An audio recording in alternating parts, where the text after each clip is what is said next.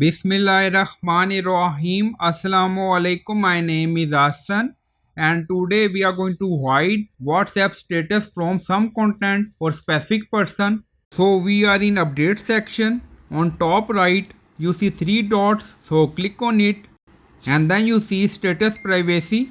So we are going to hide WhatsApp status from some friend or contact. So click on status privacy. So we are in status privacy, and then you see who can see my status update. Now you see my contact, but we are going to hide WhatsApp status from some contact. Now you see option my contact accept. Now select this option, and then you can add your friend name or contact name to exclude. Now you see zero excluded, so click on it. This is all our friend list. Now you see hide status from no contact excluded. Now select like this. Now you see we select 5 contact, and then on top you see 5 contact excluded, and then click on tick icon, so click on it. Now you see setting updated, and then you see my contact accept 5 excluded.